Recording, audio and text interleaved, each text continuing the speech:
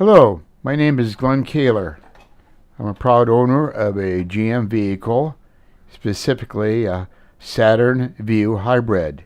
It's a first generation BAS system.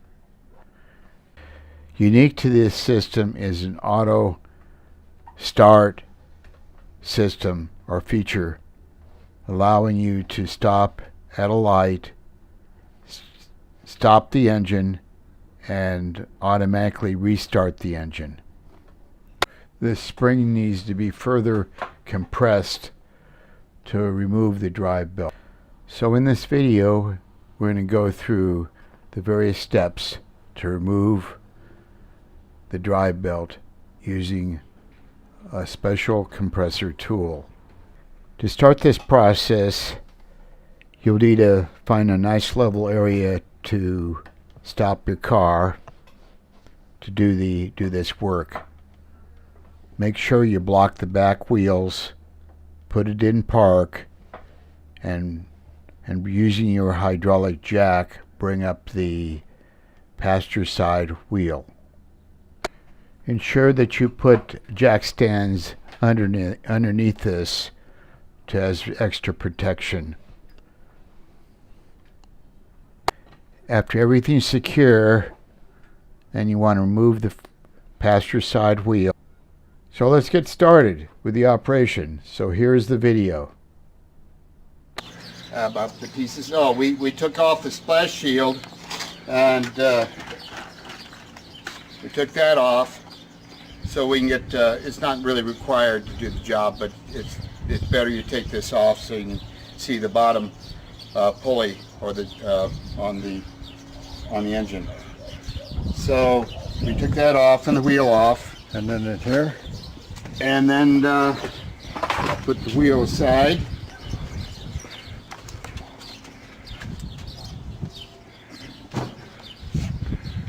And to accomplish this job, we need to take the air filter off.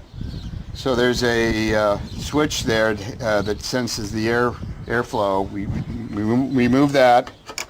There's a bracket that holds the wiring together. We take that off. Okay. And then we remove the flexible hose. Put that aside. There's a bolt we have to remove. We're doing it by hand because we've already loosened it up. But I believe that's a 12 millimeter socket you need for that. That's removed.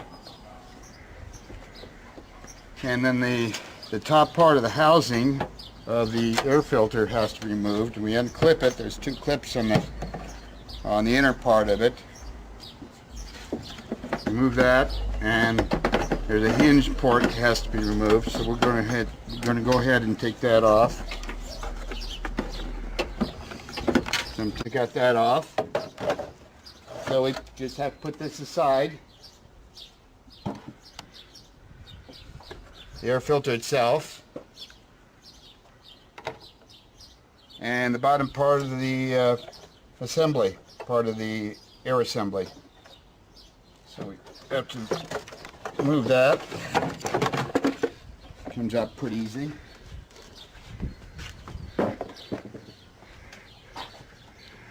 And now what you see right here. Let me get a light. Well, we can see pretty good. This is our tensioner assembly that our tool fits. And I'm going to take a little break here while we get it in position for you, and then we'll show you how we put him on. Okay. Okay. So we attached the tensioner assembly. This is actually the tensioner assembly was ground down. There was an error in here. It should be the compressor tool identified, which is shown in this picture. So this fits securely the top and bottom of the tensioner spring. So reach the bottom of it and the top part, and then we can hand tighten it up a little bit. Watch the top there off a little bit.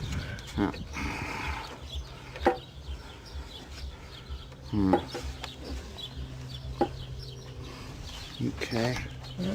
Turned on us.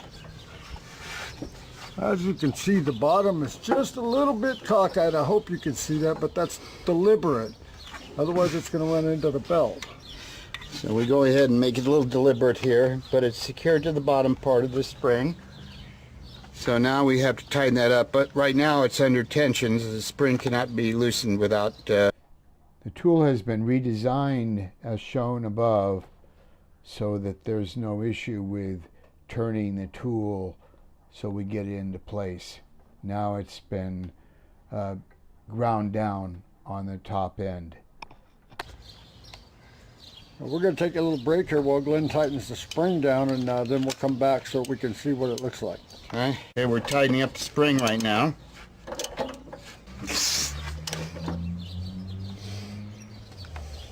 Squeeze him on down. Okay, folks, we got her on there correctly. Now Glenn's going to go ahead and tighten it up. There we go.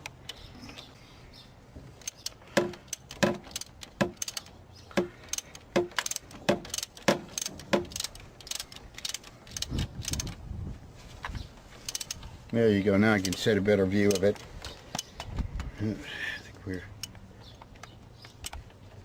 So we're tightening down using the tensioner tool. Now we're compressing the spring, since in the normal position is uncompressed, so it can provide the proper tension to the drive belt.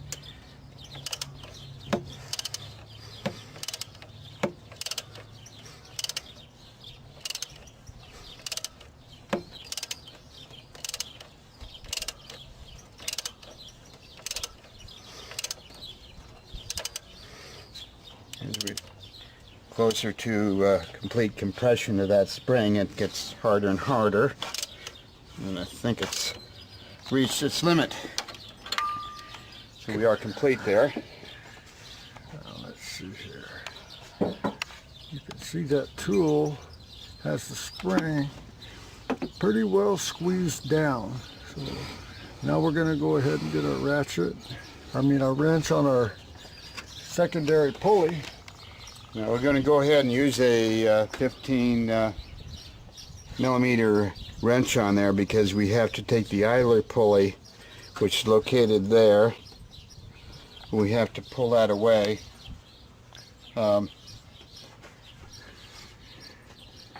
Okay. Here's the gap. There we go. Can you now, see it? Right below the alternator pulley, that's it. Okay. Now the idler pulley requires that to be loosened up further, so we have to put a 15 millimeter box-in wrench on that, and we turn it clockwise to loosen it up, and then after we do that we jam it in there so that we have two hands so we can get the belt right off. So here we go.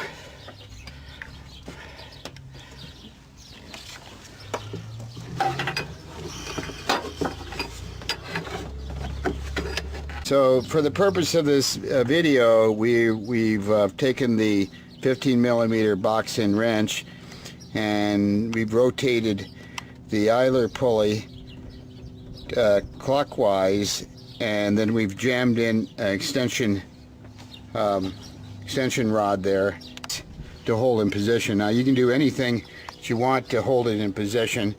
For purpose of this film, we decided to use this. Now we're going to take apart the belt next. Okay, we can see how loose it is from the bottom. That particular pulley right there. Pull it off this pulley.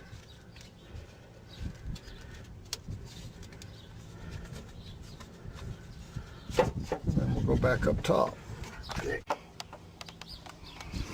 Okay, we're as you can see, we're off of the pulley there, so we're going to go ahead and go back on top. We're going to take a little minute.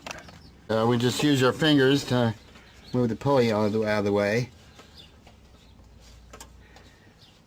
Sometimes a screwdriver is handy to have. Okay, and now loose.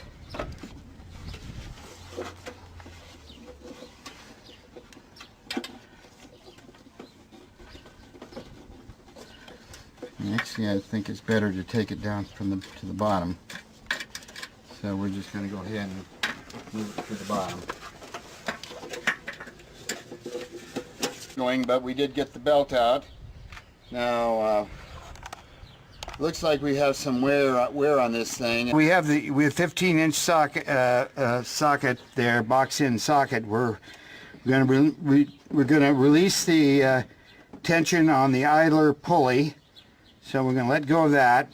We've got the belt on. You want to make sure the belt's on before you do this. Now we're going to remove the wrench. As you can see, we're back in place down here, nice and snug, just like it's supposed to be. We'll take our spring tool off. Okay. So let's get the ratchet wrench, and we're going to take off the pressure. So then now we're going to allow the spring to expand, provide the extra tension to the belt. There's nothing else that anybody needs to do here. It just automatically adjusts to the proper tension for the belt.